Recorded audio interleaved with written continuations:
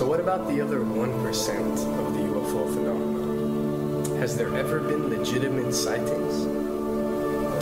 As promised, we're going to cover this 1% in a future episode. But I'll share with you something a wise man once shared with me.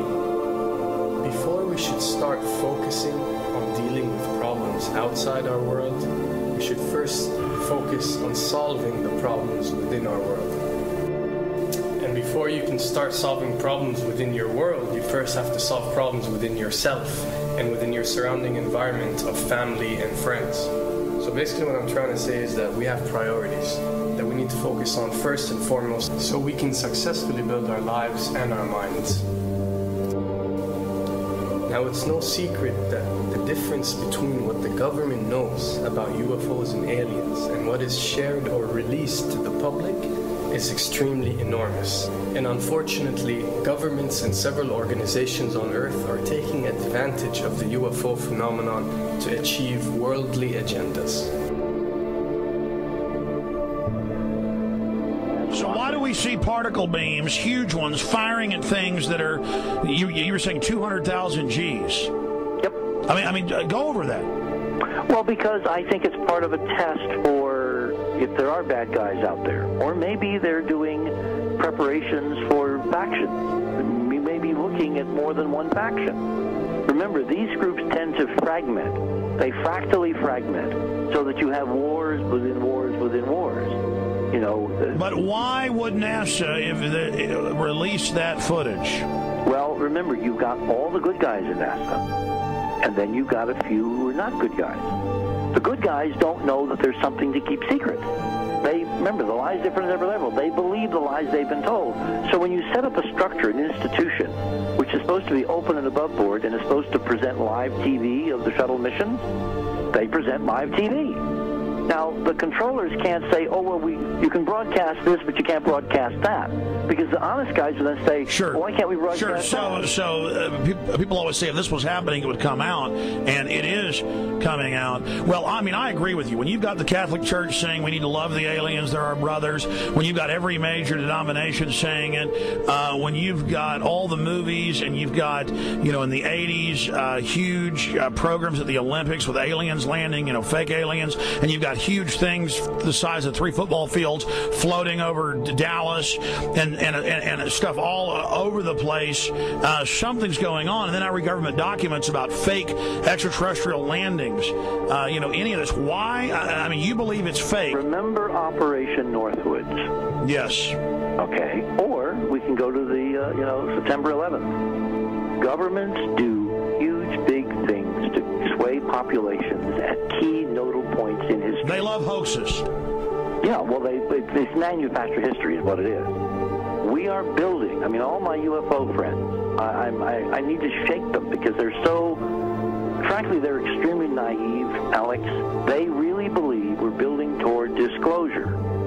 I believe we're building toward a mass, carefully manufactured fake event where ETs, who are really humans, who are really part of this secret clique, who are probably Nazis, who have developed or perfected their technology from World War II, which is why you've got to get, Joseph on. They are going to basically fake out the world. And there's an incredible window on the Nazi black ops programs, the compartmentalized, incredible high-technology efforts that were being funded by the Nazi war machine, particularly toward the end of the war in a desperate effort to win the war, and they fastened their hopes on several key technologies, some of which appear to be the control of gravity itself, which again is a separate piece of data from my work, which came at this from a hyperdimensional physics perspective. I mean, we know there's a lot of suppressed technology. 20 years after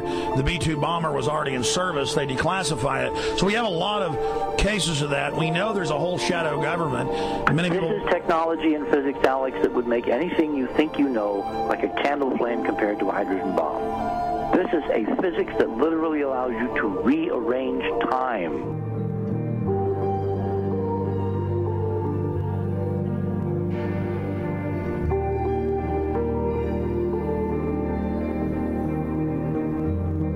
But I mean, imagine you've got all these compartments in these pyramids, pyramids within pyramids of compartmentalization. That's why that's the New World Order symbol. And I mean, we don't know what they've got because they are so secret. We know they lie so much. We just know it's advanced. Mainline scientists say they're 30 years advanced. So Richard C. Hoagland, what I'm saying to you is, I'm entertaining what you're saying. I respect you. I think you're a great guy. My only issue is, like you said, dealing with what we know they could be up to. The fact, Alex, we have done experiments. We have our own data. We have experiments now from the Soviet Union. 30, 40 years when the Iron Curtain came down, when Glasnost finally prevailed, a huge amount of stuff was declassified from the KGB as well. And we now have put this data together. We not only know what the physics is, we know what it can do, we know what it's based on, we know how to make it work. We've seen in our own experiments ample evidence. We've seen experiments across the American landscape and even in Europe that vindicate various parts of this. And the latest thing I'm working on, it looks like von Braun himself was deeply involved in some of this early physics experimentation, but they're keeping all the good stuff for themselves. The reason is that if we got access to the good stuff, if we got access to the technologies, the energy, we wouldn't be worried about $4, $5 a gallon gas or $10 a gallon gas.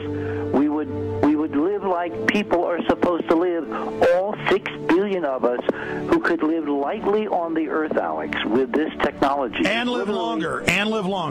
Absolutely, and better, and you could live to 200-300 and have the virility of your 20s and 30s. There's extraordinary medical breakthroughs, there's extraordinary physics breakthroughs, technology breakthroughs, energy. It's all been kept away.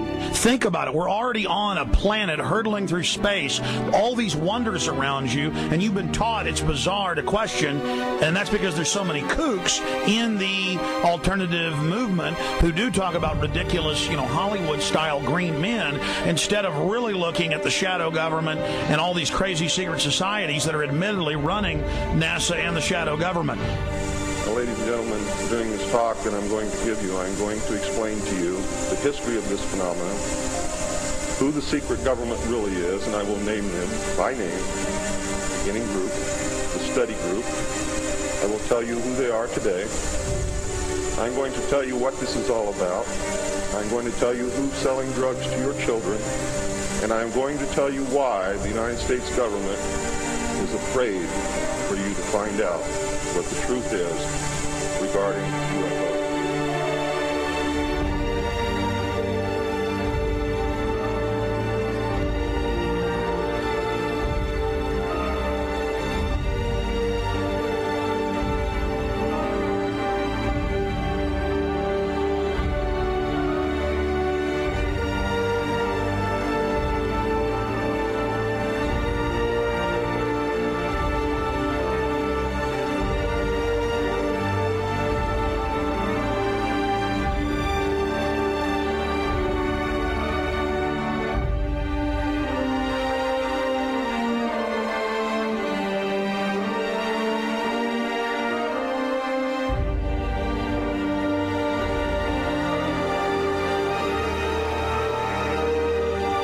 And it turns out that even though she remembered that she'd been part of the team to debrief the astronauts, she couldn't remember a thing that they said. She couldn't remember why she no longer was working with NASA. She couldn't remember. In other words, her memory lapses were enormous, and I don't think they were feigned, because we now found the same pattern in all the flight crews. Because the awful truth, Alex, is they have been brainwashed. They have been mind controlled. They have had a technology, a very sophisticated technology, which took away the real missions that they experienced.